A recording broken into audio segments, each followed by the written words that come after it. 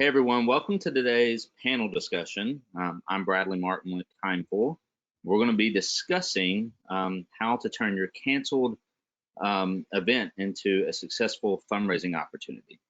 So I'm super excited today to be joined by Jared, Sandy, and Kelly, who all have a lot of thoughts about this topic and who are all experts in their own spaces. And so I'm going to do a couple quick introductions, or allow them each to do some quick introductions, and then we are going to, I'll do a couple quick housekeeping notes, set the stage a little bit for why we're having this discussion, and then we're going to spend as much time as we can going through a couple of discussion questions that we've already outlined.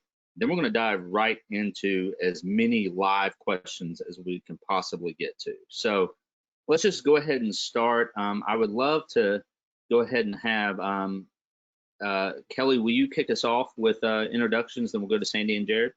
Yeah, sure. Thanks, Bradley, for having me. I'm super excited to be joined by Jared and Sandy. I'm Kelly Velasquez-Hague. I am the VP of Content Marketing at OneCause. We are a provider of mobile, online, and virtual fundraising software. But before that, I was a director of development for 7 years. And so I come at this from your side of the table. Really excited to talk about what we're seeing out there and just tips for how people are not just dealing with canceled events, but pivoting their fundraising strategy during this challenging time. Perfect. I'm Sandy Rees. I'm the Chief Encouragement Officer at Get Fully Funded. We're a coaching training organization, and we help small nonprofits learn how to raise money. We actually send them over to OneCause to use their tools. And we are also seeing lots of organizations who are canceling events. I also, like Kelly, come from a fundraising experience. I spent probably 10 years as a development director for different organizations.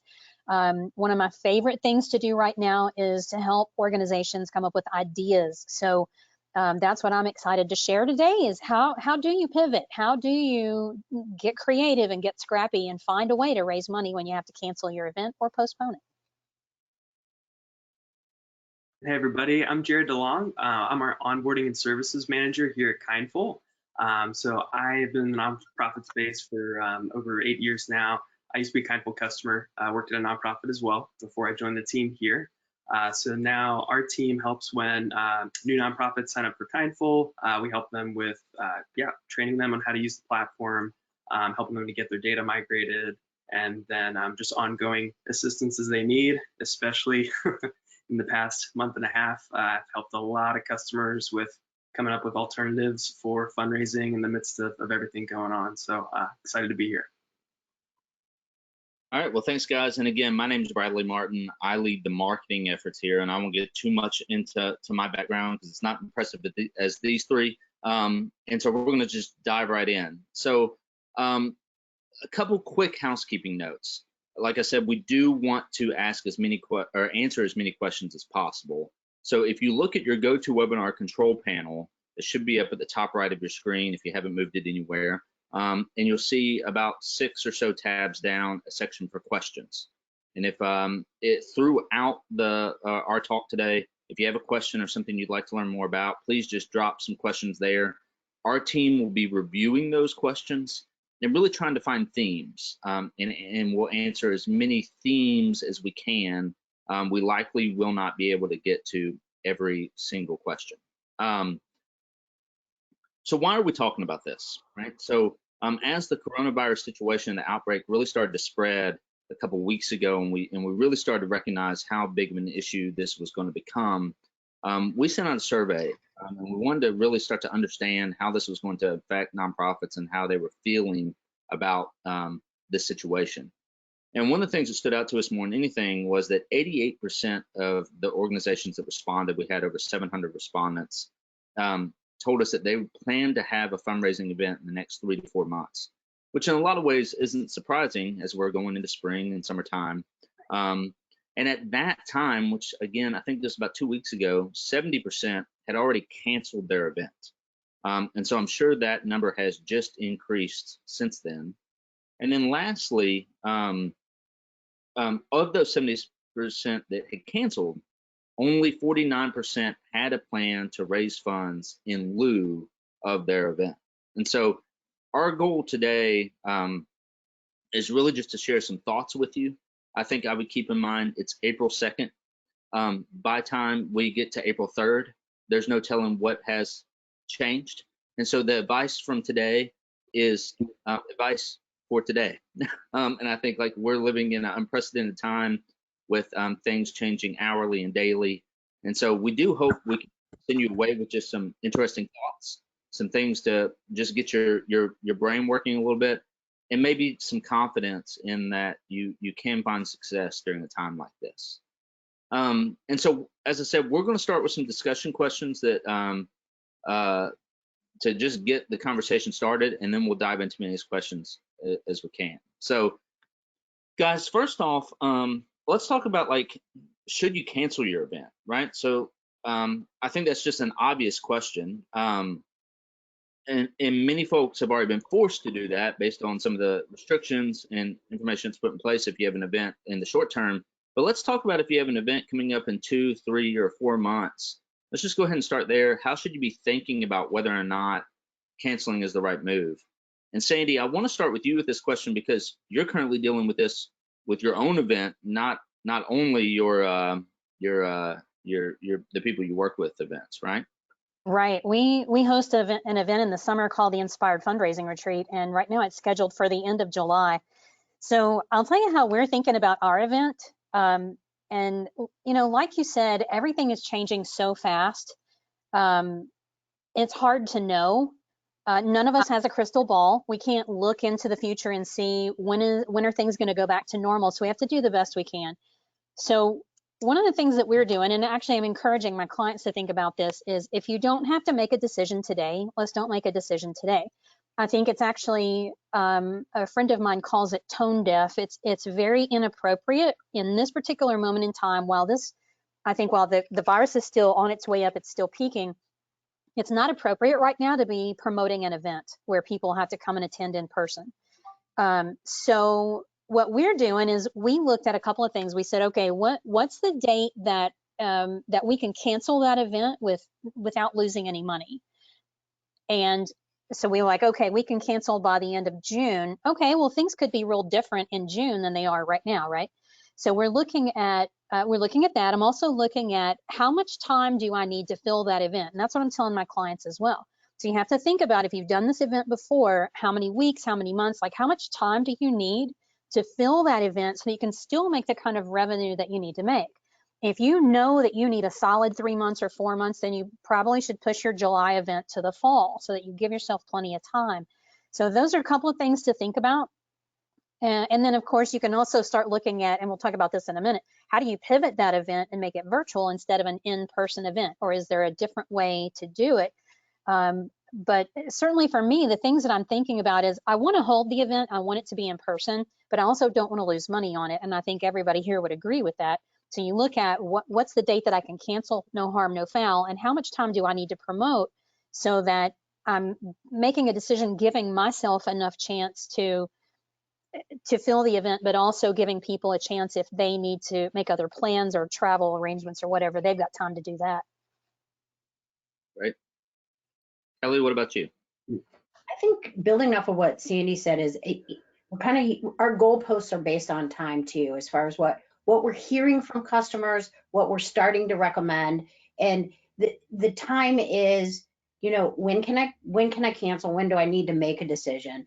For many nonprofits, less than 60 days, they're already stuck. So the question becomes, what's the criticality of this event to funding my mission? And do I need to do something now to help tide us over until I can do my event in the fall? And so that's, I think, criticality of the fundraising effort is important to look at for those groups that are now, you know, plus 60 days, 2 months out, 3 months out, 4 months out. There's a little bit more flexibility. So to what Sandy said, look at your contracts, decide. But again, what is the criticality of this event to funding my programs, right? We know that for cause-driven organizations, these events are often a large part of what funds the day-to-day.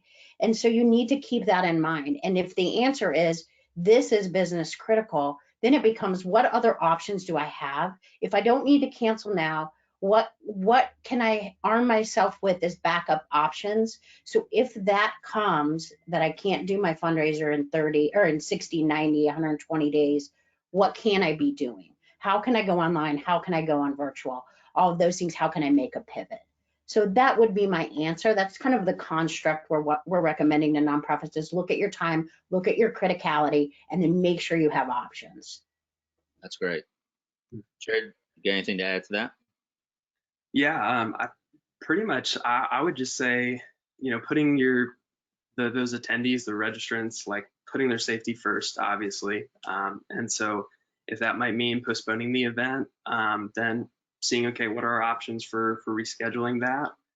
And then, yeah, if it ends up having to be in the fall, depending on what your fundraising calendar kind of looks like, if you maybe have other campaigns that are coming up, typically events are a huge revenue generator, right? So the event would probably take place of whatever that other maybe campaign that you had, depending on what it is, what that might be, just in case if you end up kind of fundraising to the same crowd, essentially, if you're trying to do an event and then like another campaign at the same time, that may not be the best idea. But yeah, seeing if postponing is an option. But again, if that isn't, if you need those funds now, as Kelly was saying, then starting to look at alternatives, potentially like a virtual event. I have a customer we're working with right now who they're in a place where they do need the funds. So we're kind of throwing out ideas of, do we do some type of just a crowdfunding campaign or like a peer-to-peer campaign of some kind, and just kind of have fun with it, and use that in its place, because the other events that they have already planned and other campaigns for the fall, it just really wouldn't work out with their calendar to try to reschedule it if they were to postpone. So that's kind of what we're working out right now. But yeah, I mean, you got to put your registrants or your attendees needs first and their safety first. If y'all remember the Fire Festival, we don't want to turn into kind of a bad PR move there and try to, keep going with something that's not a good idea to keep moving forward with. I will say the one last thing I'll add to this is that I do think there's real importance in communicating transparently, and we'll get into that a little bit more, but getting out ahead, even if you have an event coming up in October or November or December, that that people, I would recommend that you just send an update to say, we're going to take this day by day, week by week, month by month, to let people know that you're still potentially planning to have the event, but you're wanting to, just see how things unfold. So we're going to stay pretty tactical here. So let's say you've decided to cancel your event, but you've already, but people have already bought tickets and or bought a table, reserved a table, and stuff like that.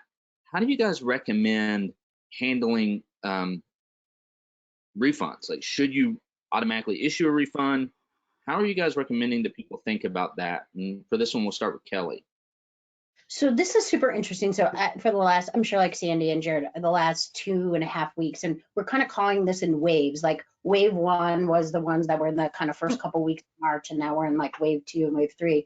But I've been on the phone with nonprofits just talking to them about what they're doing, what they've learned, that first wave that went virtual or had events that were coming up and to be canceled.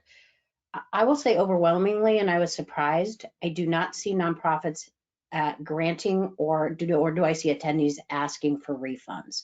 Now that's not to say that it's not happening, but on the average, those that I spoke with, and now I'm going to refer to people who took their events virtual. People were expecting to pay a ticket for an on-site, and they ended up pivoting to a virtual event. I only had one nonprofit that issued a small percentage of refunds. I think it was in the number of 5 on a 400-person gala. What they all did is they had a plan, and I think that's important. They had a plan of communication, of outreach, of messaging to their donors and their constituents. They all picked up some level of personal appeal. Now, for the large galas, they couldn't get on the phone or events with 600 constituents, so they created a multi-channel strategy for communicating. But they did do some level of personal outreach. They contacted top donors, table captains. They contacted ambassadors, people who had high influence within their fundraising community, and they said, here's the situation we're in. And authenticity becomes so important here. Here's the situation we're in. The mission remains critical. Here's how these dollars are going to be used, the impact, and here's our plan. Either cancel, postpone, or we're going forward with a virtual event. But they made that direct, authentic outreach and impact. What the funds were going to be used for or how they were still needed was a critical part. And they all said that was the main reason that sponsors, table captains, and individual contributors said, you know, please keep my money, either move it to the event that you're going to do in the summer or fall, or just grant me as an in-kind donation. But that outreach was important. And so I think it's a triage mentality when it comes to refunds. I think that's great. Jared, what do you think? Yeah, I mean, I think, again, communication is key here. Expressing what the current needs are. I've found for some customers that we've been working with that they're offering an option for if somebody does want a refund, that they're including that in the communications, and then the donor, you know, can reach out and request that. And they're typically giving some type of deadline. You know, hey, please let us know by here if you would like a refund. That way that, you know, that there's some kind of constraints around it. But yeah, they've been seeing the same thing. For the most part, donors are very willing to not really sacrifice, but, you know, to turn that ticket purchase over into just a complete donation. I would say on the kind of the fund or the CRM side and tracking that transaction, just be sure that in your CRM or wherever you're tracking those, to update and make that gift fully tax deductible if a portion of it, for instance, wasn't, right? So when the donor gets that at the end of the year on their tax summary, that it's indicating that. I know it's with everything going on that's kind of maybe a nitty gritty detail that could become an afterthought. So I would just, you know, if you do go with that plan to convert those like ticket purchases into just full on donations to make that update so the donor's getting that full you know tax credit for the gift. Yeah, I think those would be my main suggestions there. Great, thanks. Sandy? I completely echo that I think authentic communication is important. I think a lot of people right now just want to know, like, what's going to happen. And if you can tell them, here's our plan, we can't have this event in person, we're going to postpone it until October. If something happens and we can't do it in October, then here's what's going to happen. So I think anytime you can just let people know, here's what we're thinking, that gives them a sense of calm and a sense of trust, which is always a good thing.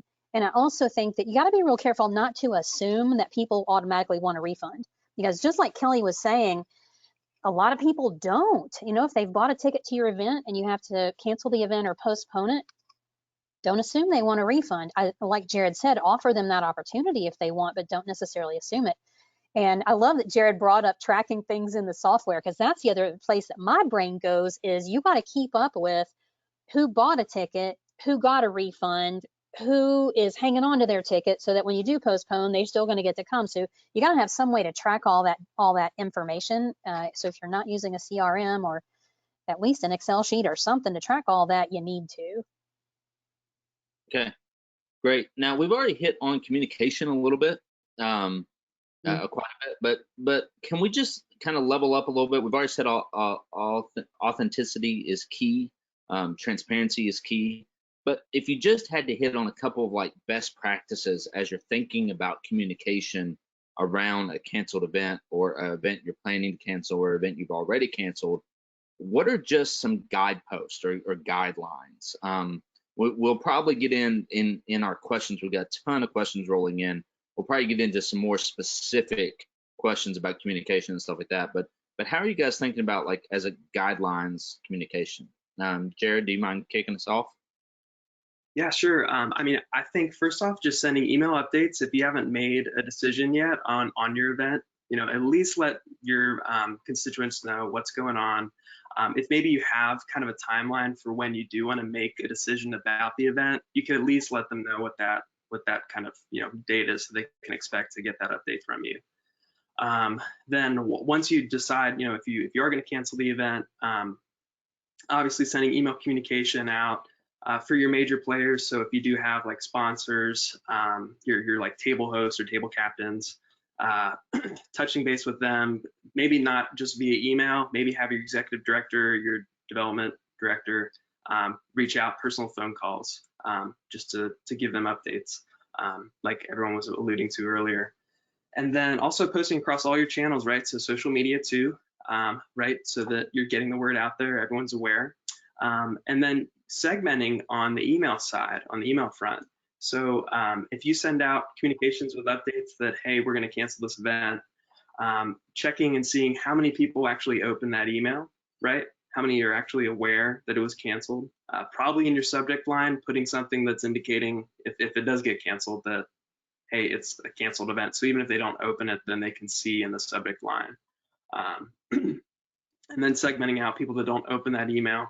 A really simple hack, which Bradley I've shared with you before, is if you see that someone has opened an email, right, you can just segment out those people, and you could literally just send them the same email and just change the subject line. Because if they never open the first one, they don't know that the content in the next one is the same. So that's a little trick that you could do there. And yeah, I mean, again, Bradley, what you said, I think just being real with people, right?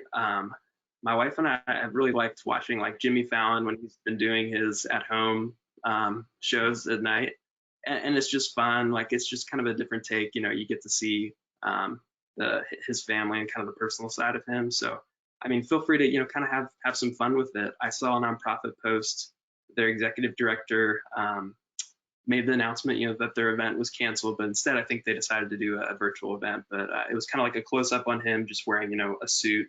And then as they zoomed out, you saw that he's actually he was actually in his living room.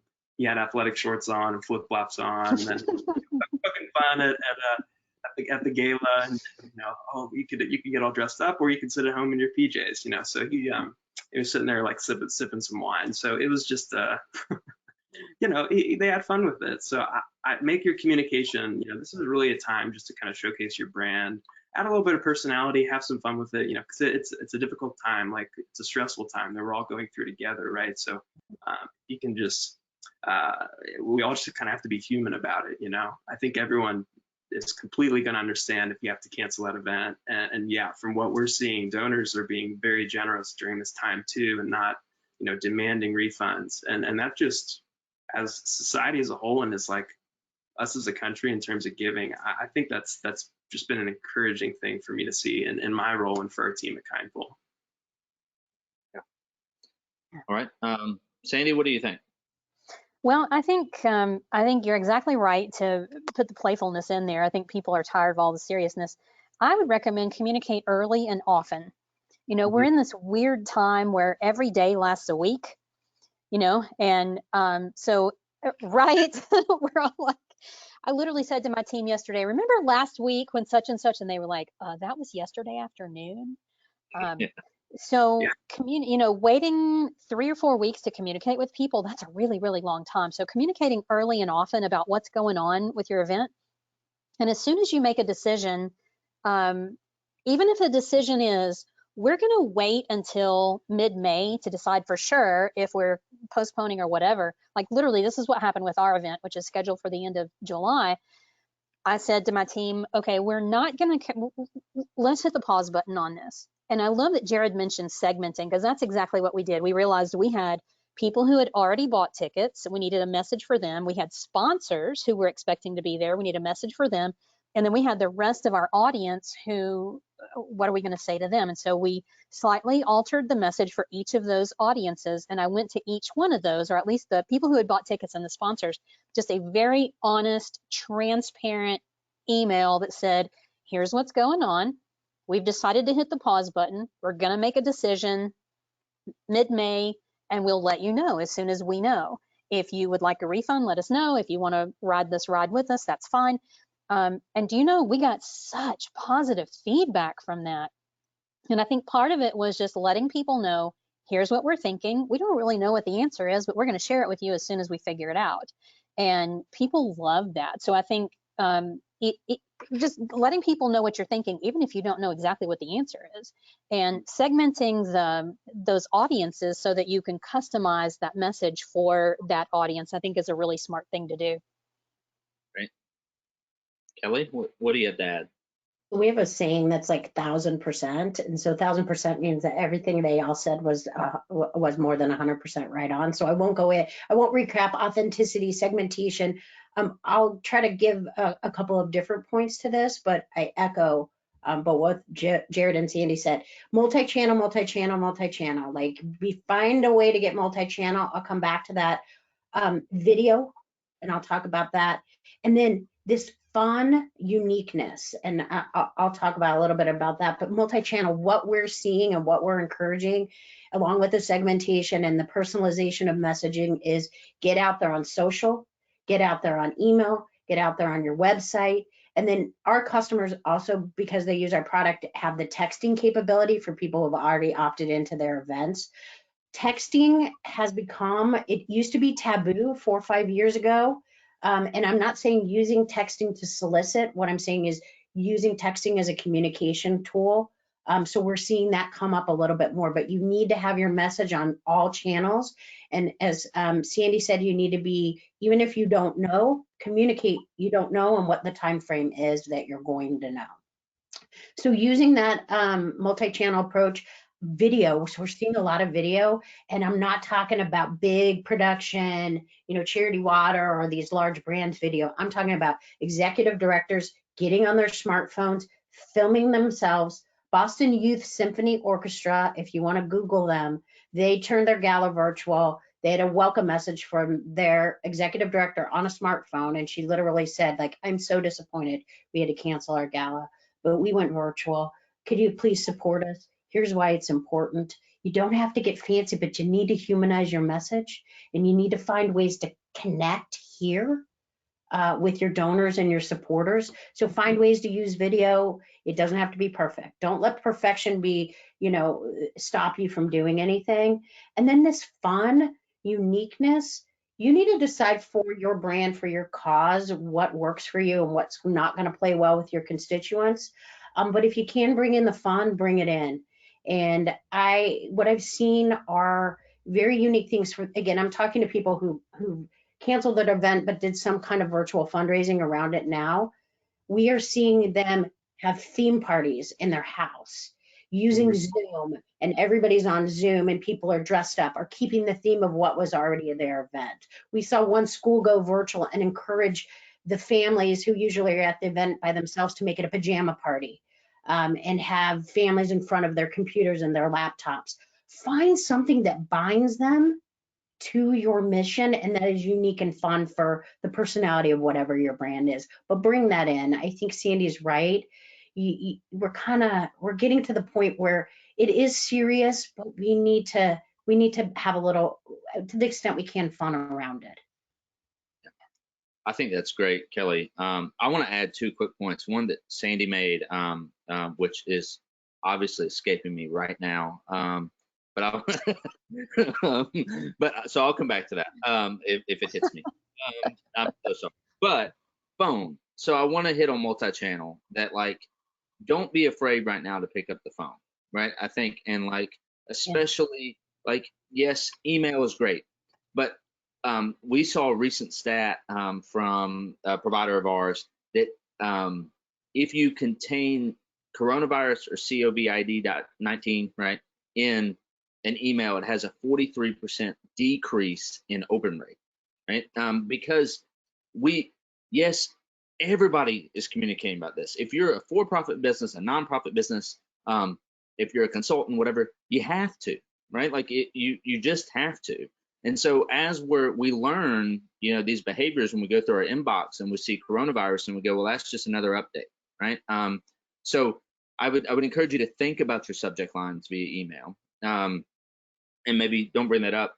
Via email, going back to Sandy's point, brought it back, was, Sandy made the comment that she got amazing response to her email. We're sponsoring her event this year. We're going to continue to sponsor it whenever it happens. And but I think what made her gets a great response is that she sent an email from her to me, right? Like, so she made it authentic in that it wasn't a HTML branded email with all kinds of pizzazz, right? It was an email that said, hey guys, we've got a plan and we're going to do this, and I hope you'll stick with me, right? And it was that simple, but it was from her, right? And so I think that kind of authenticity, like we're used to going into MailChimp and Constant Contact and all these tools and creating a header image that's beautiful and all this stuff. I don't know that all that is super necessary right now. They want to hear from you, your executive director. That I also think, like the phone email or the videos on the phone, they come off as more authentic right now because it doesn't have all of the production to it. It's stripping it away down to a human talking to another human when we can't actually get face to face, right? And so I would just encourage those two things. Keep it so human to human as much as you can, and you might find that you get better results that way. So now we've talked a lot about communication. Should you cancel your event? How should you think about if it's in the future? How to handle tickets? Now let's talk about, okay, so you've canceled your event. How do you make an ask, right? And how do you actually structure an ask? And so let's talk about, Kelly, you brought up, the criticality of this fundraising event. So if you had a fundraising event in the next 2 months and it, let's say, makes up 60% of your funding for the year, right? Which we've seen so many organizations that are in this situation. How do you communicate that and actually make an ask, especially if you were going to do further fundraising at the event, right? Like if you were going to do an auction or you were going to do a paddle raise or anything, how do you turn that appeal to something online or some other way to get that support, to try to continue to get that support? I'll go to Kelly on this one. Absolutely. So I would say first and foremost, if to your scenario, you're less than 60 days and this is, mission critical, or I would get online first and foremost. If you need to do this, and you can use auction software, you can use fundraising software. I see groups getting super creative with tools that are out there and free. Zoom, Facebook events, live streaming on Facebook. I'm seeing YouTube live streams. I just got Vimeo is the new one.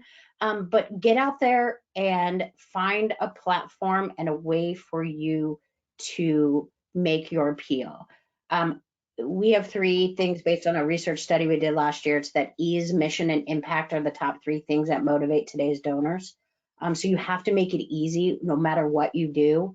They're not at your event anymore. They're not captive. They're dealing with their life in a new normal as well. So you've got to make giving easy. Obviously, if you've got technology, you can, use those platforms to collect your donations. But you can also, use the Facebook and Zoom and all those other things. Mission and impact need to be at the center still in every appeal. We've talked about this in a myriad of ways, but we are seeing people get creative. They are putting their appeal, if it's live, they're doing it live there. They're explaining why it's important, why they are asking now in this time when they know their donors are facing real life challenges. And they are coming at it from that angle, and we're seeing great responses. I'd say the last thing too is you don't always have to be live. You can use video. Again, we've seen people queuing up videos and then running those on platforms and then doing their ask. But your mission and your impact need to be at the center of whatever you do, especially in this time when sensitivity is, I think, and safety are at utmost priority. Great. Sandy, what do you think? I'm going to echo this about video. Video is so hot right now, and it really is the next best thing to being there in person.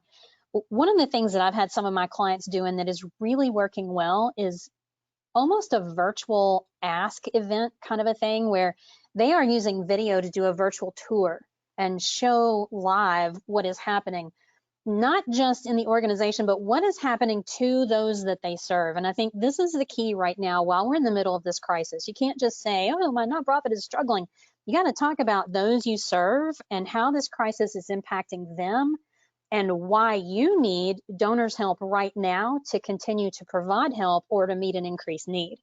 So Food Pantry south of Houston doing Facebook Live to show how they have pivoted how they're giving out food baskets. So instead of people driving up, parking, getting out of their cars, coming inside, it's now a drive-through. They put a tent up, the car pulls up, they hit the trunk, volunteer puts the box in the trunk, they wave, off they go.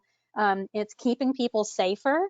It was incredibly creative and innovative for them to do that. And then here's the development director with her phone doing Facebook Live to show people this is what we're doing. I like that for so many reasons. I think it builds a lot of trust. I think it gives people a firsthand view. And let's be really honest, a lot of people are a bit voyeuristic. They want to see, what does this look like? And what does your program look like when it's running? And things that they maybe normally wouldn't get access to, now they get to see a little bit of it. And of course, you have privacy issues you need to deal with, but there was a real easy way for them to show this is what's happening. Here's how we pivoted, here's how we've changed. And then to be able to ask, after sharing that, saying, and if you want to help, here's how you do that. Now I had them calculate what it cost them to give out that emergency food box. So we knew, because we crunched the numbers, it was $11.25. So perfect to turn around then to the audience and say, for $11.25, you can provide an emergency food box to a family that's struggling to put food on the table. And so this is what they did. They actually were doing about 2 Facebook Lives a week, used this angle of an ask, and they raised like $46,000 in 2 weeks.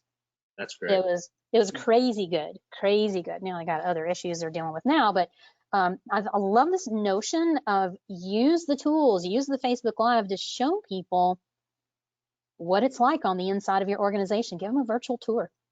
Absolutely. I know it's Jared's turn, but I gotta piggyback on something that Sandy said. Two things.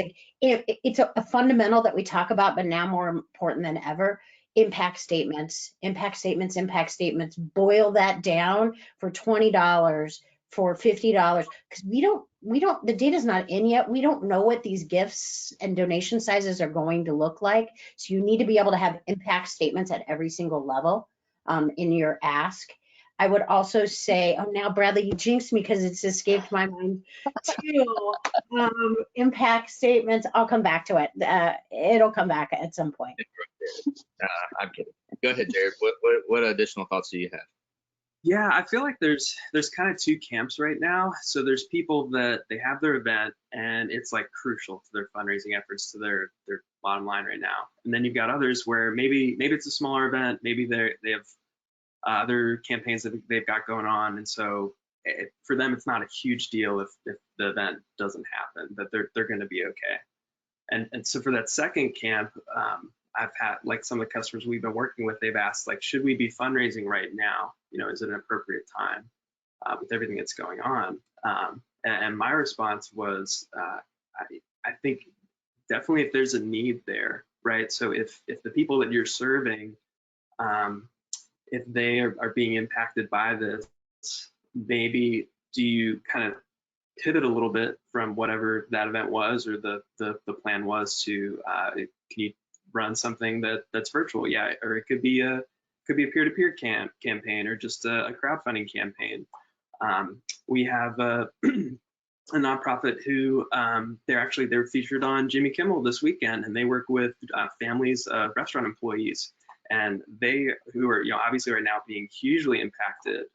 And so the kind of 3 things I always recommend when you're doing any type of just kind of crowdfunding campaign is like GDI. So a goal, a deadline, and then your impact. So making sure that your donors know, okay, here's what we're shooting for. Here's what our needs are right now. We really need to shoot for it. Maybe it's not a hard deadline, but just some type of timeline, like, hey, we really are needing these funds this week, this month. And then that impact equation that Kelly was saying, right? So, okay, different giving amounts that you're going to give, here's how they're going to make that impact. So I think that pretty much applies like across the board for really anybody right now, right? Whether you're going to do a virtual event or not. If you are going to do a virtual event, then yeah, again, having fun with it. There's, like, in addition to, I definitely agree with video and everything that y'all mentioned there. There's some pretty cool tools out there too for on the social side. There's a streaming app called Streama.com. It's STREAMA.com. But what they do is they actually compile like hashtags from social media, from Instagram, Facebook, and Twitter, and I think some other socials.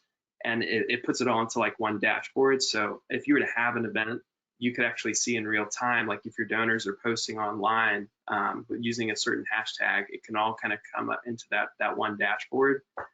It's just a really cool way and a cool example of just how to get your donors involved and like let them be a part of the experience, right? In addition to yeah, heavily focusing on video for sure. Yeah, so those would be my suggestions right now. And then one other thing too, just kind of on the fundraising side, outside of necessarily events, is look at your donor base, at people who are giving through like donor advised funds, or if you have anyone that's giving through community foundations. If the donor is giving through donor advised funds, then those funds are already set aside for giving for nonprofits in general, right? So if you're kind of nervous to tap into parts of your donor base where people may not be in a position to give right now, that's a great resource to look at if you're tracking those people that are giving in those ways. And then Giving Tuesday also just announced they're doing Giving Tuesday Now, which is going to be on May 5th. May 5th. Yeah, May 5th, right. And yeah, so that's just a 24-hour kind of giving period that they're encouraging people to remember nonprofits during this time. So definitely, I would check out givingtuesday.com just for more info on that. If you're trying to figure out, okay, what are other ways to kind of fundraise and raise awareness right now, if you know the event that you're trying to work on just isn't able to come together, or you need to postpone it. But I agree with what Kelly said. I think you can't wait for perfect conditions, or else you're never going to get anything done, right? So if you're not online, if you're not digital now, well, when's a better time to start, right? working remote, working at home, you're all kind of left alone to a degree. I mean, dive in, set something up. If it's not perfect, that's okay. It's better than nothing. And I remembered what I was going to say. Can I jump in real quick, Sandy? Call to actions. You said the call to action, you need to tell them what to do too. And I think that's super important, is we're all used to these call to actions that are like donate now. They're in a new normal. You're asking them to do things they've never done before. So make sure your call to action says donate now, and here's what you need to do. Donate through your phone, press this button, do that. That is 100% what I had seen in talking to nonprofits, is they were like, we didn't realize we had to educate our donors about what they needed to do as well. You got to hold their hand and tell them, click on this button, fill in your information, confirm your donation, blah, blah, blah. It's crazy. I mean, you would think like, surely people know how to do that, but no, sometimes you got to point out the obvious. I think all of that's great. And I want to just end on this kind of making an ass thing with one of the things that we heard in our survey is we offered an open-ended, opportunity for people to just kind of tell us how they feel. And one of the biggest themes was organizations that may not feel like they have a population that is directly being impacted by this situation, and if they felt like it was appropriate to fundraise during this time. And Jared kind of already hit on that. And I think that is something you kind of have to figure out on your own. But if I could make one suggestion, it would be that I believe from the data we're starting to see come in is that generosity hasn't slowed during this period. If anything, it has actually increased. And so the people who cared about your population or the mission you serve before this whole thing, I bet still care about it today, right? And they probably cared about it for a very specific reason.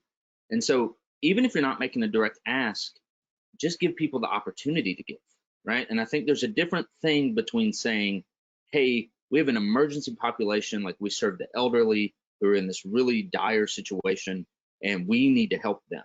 You should send that message if that's who you help, right? But I don't have a great example of who isn't affected by this. I think most populations are in some way or another. But if you don't feel so strongly that your mission, needs to be the top of the list of giving opportunities right now, I would still communicate and provide opportunities, right? Maybe you're even boldly transparent about that, and say, during this time, I mean, how refreshing would it be if an organization reached out and said, during this time, we know these populations are being hit the most in our community, and we recommend that you give to these organizations right now. And if you want to continue to sponsor, support us, you can do that here, right? Like, how amazing of a message would that be, and how much goodwill would that buy you with your constituents if you took the time to say, right now, I want you to go support them because they need the help the most, right? So I think there's some things here where you can take unique opportunities to really show how human you can be. We keep saying human and authentic, but I don't think we can say that enough. We only have 15 minutes left, and so we've got a lot of questions. So I want to dive into some of these, and I do want to ask our panelists, let's try our best to keep this really short. Not everyone has to answer. If you feel strongly, jump right in, and we'll just keep moving on. Okay, so because I want to try to kind of like do this as like a little bit of like a power round here. So one of the biggest questions we're getting right now is around sponsorships, right? So, and there's two angles to this. So I'd love for someone to take the first angle and someone to take the second angle. First angle is, I have my event and I had sponsors. How should I handle them? Should I handle them similar to, tickets? The second angle is, I've got an event coming up in August, September, October, and now is when I need to be getting sponsors for that event. How do I handle that? So who wants to jump on the first part about, I had an event, I had sponsors, how do I handle them? I could jump on the first part real quick with what we've seen. So what we've seen is the same outreaches with tickets, authentic, personal, pick up the phone, talk to your sponsors, communicate your impact.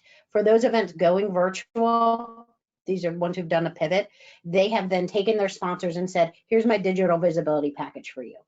What I used to be able to offer you on site, I'm now bringing online in the form of showing your logos on the, mobile bidding, showing them on my website, having a video introduction, having call outs during our virtual program. And they're getting very creative with equating what was their sponsorship in the old world into what they will get in the digital world, and it's working beautifully.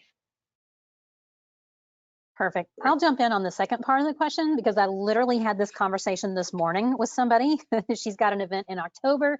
She said, I need to be working on sponsors now. What do I do? And what I suggested to her was to look at her list of prospective sponsors. She did not have sponsors from last year, so this was brand new. So if you have sponsors from last year and you have good relationships with them, just reach out to them and be very honest and say, I know this is a crazy time. We're planning anyway for our event in the fall. We would love for you to be a sponsor. If for whatever reason we can't do this, here's what we can do. So just like Kelly was saying, here's our visibility package for you. Here's what you're going to get. And if something happens, we're still going to do this, this, this, this, and this for you. Because with corporate sponsors especially, you got to make sure that you're giving them what they need. And that's visibility, exposure, and those kind of things. So what I told this person this morning was start with the ones from last year. She didn't have any. I said, okay, then start with the ones, your prospects you have the best relationship with, and have this conversation. Just be really honest. Say, we're planning for this event. We'd love your support. See how that goes. And what I told her was, I think that after a couple of conversations, you're going to figure out really fast how this is going for your audience and whether you need to adjust your conversation, adjust your offer, adjust your ask. But if you start with the ones you have a great relationship with, then you're probably not going to lose anything. If they say, wow, that's kind of weird, why are you asking right now? Then you can adjust that on the fly, and you're probably not going to lose anything by doing that. Okay, I'm going to jump on to another question. And Kelly, I'm going to start with you on this because I know your organization is doing a lot of these right now. But we have a lot of people just asking, plain out, what is a virtual event, right? And how do you take an in-person event and turn it into a virtual event? And what are the elements of a virtual event? Okay, so we've boiled it down. And again, every day it changes. Tomorrow there might be 5, but right now there's 4 types of virtual events that we're seeing. I need to move my auction online and I need to do it fast. I need to move my appeal online and I need to do it fast. I need to take a on the ground peer-to-peer event, a run, walk, or ride, and I need to turn it virtual. Or I need to do some form of crowdfunding, other personalized do-it-yourself fundraising online. Those are the 4 things we're seeing out there. And what a virtual event is simply to say, I had an element of my fundraising that was going to be conducted person to person before or in a live space. And now I need to figure out how to make it digital, how to make it virtual, and how to take it online. That's great. Can you give a couple of, and I'm fine with anyone jumping in here. Can you give a couple examples of some that you've seen, like with an auction or a run or something like that, that have been, that you've seen executed successfully? Absolutely. And then as our follow-up, we'll share our resource center, which has these customer success stories. An auction, PS 150 in Manhattan, obviously epicenter, small community, volunteers and 1 development person had to flip their fundraiser in 2 days. They went online with their auction. They went online with their appeal. They created an event hub where 4 of them could get together in a room. Now you don't need to do this. And they had their auctioneer and they live streamed on free Zoom, and they ran their auction and their appeal as they normally would. They had a goal walking in of 80,000 to raise in their appeal. They walked into the event with 45,000. By the end of their 30-minute pajamas in front of the laptop session, they are at 84. Their auction, they texted donors through the system and said, bid on this now, nobody's bid on this item, and they just created an atmosphere in a virtual world like we're doing right here with 100 families on Zoom.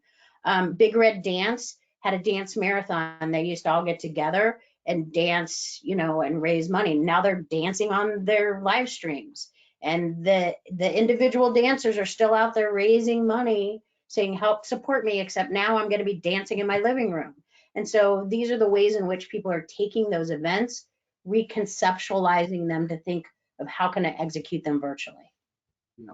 I'll give one quick example also. That's Pat Tillman Foundation has a run every year, and they do a 5K, and it's their single biggest event, I believe, in terms of fundraising.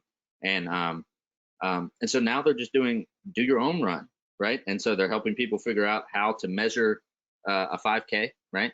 And they're saying do it with social distancing, right? But go out and do your own run. And then they've kind of got a place for people to be able to come back and provide either videos or comments, or just saying, hey, I completed my run.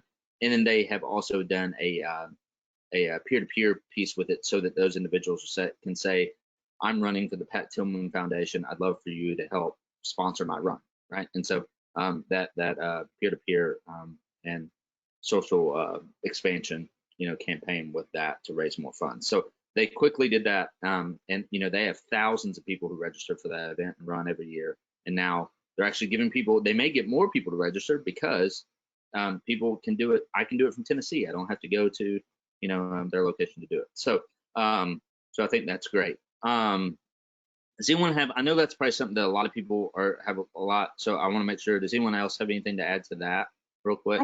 I can add one. We've got a client that works. They're based in the U.S. They work in India, and they have donors literally all over the country and in other countries. And so 2 years ago, we came up with a virtual event for them, so that no matter where somebody was, they could participate. And it's a food event, so I think this will be a nice addition. We haven't really talked about this. So instead of having like a dinner where you might pull everybody together, it's basically a make Indian food at home, and then make a donation that's going to provide lunch for a child in a special needs orphanage for a year. And so what they did is they had people sign up and build a quote team. And the team was basically their friends that they were going to invite to come have dinner at their house. And then together they would sponsor this child. And it was a lot of fun.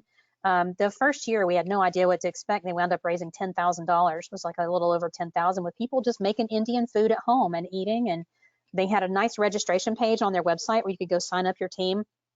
And then there was a donate button so that everybody from your team could go make their donation, and it worked out really well. So, I think that's something you can do as well. I had another client that did a cooking class where people signed up and they emailed you the recipe, and then everybody gathered like on a Zoom thing, and they walked you through how to create this particular Mexican dish, and everybody enjoyed it and then made their donation. was a lot of fun. I think if you get creative and you get scrappy about it, you can find all kinds of cool ideas out there that you can try. Yep.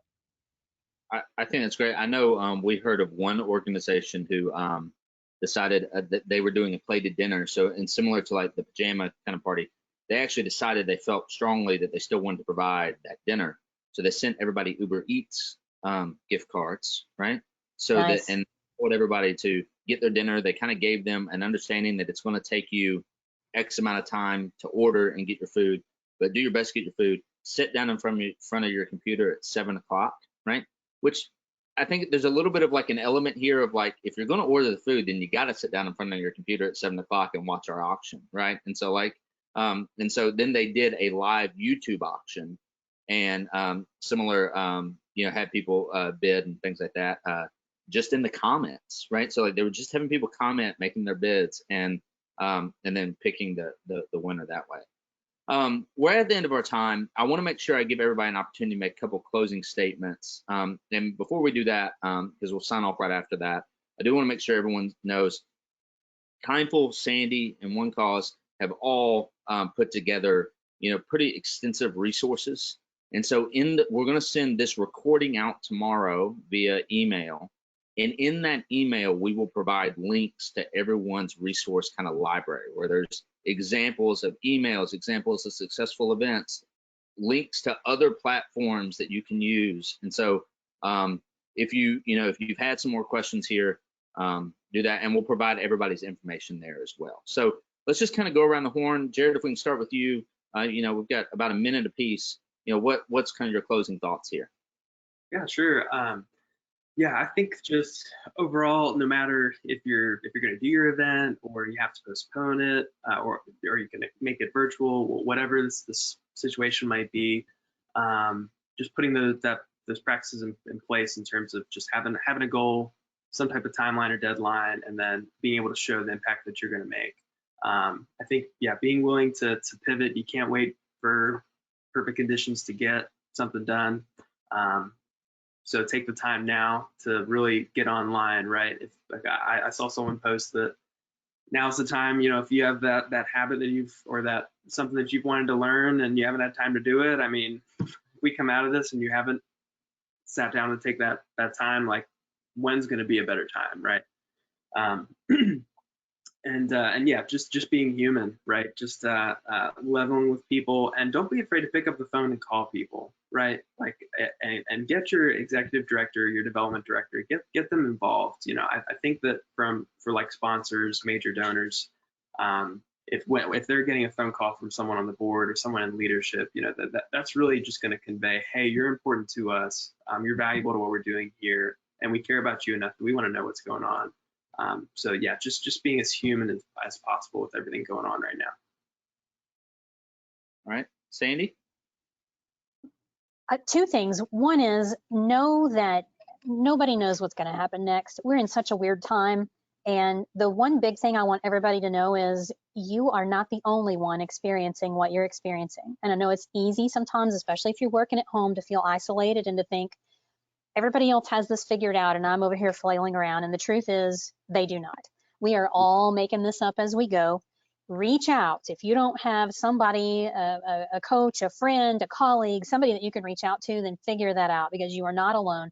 The other thing is get scrappy. Look for options. I'm going to tell you right now, the organizations that are going to come out of this in great shape are the ones that don't give up. They're the ones that say, okay, so we can't do that. What can we do? They're looking for options. They're getting creative. They're finding a way. So if you can hold that mentality of, I'm going to look for options, I'm going to get scrappy, I'm going to figure this out, you're going to be fine. You're going to be just fine.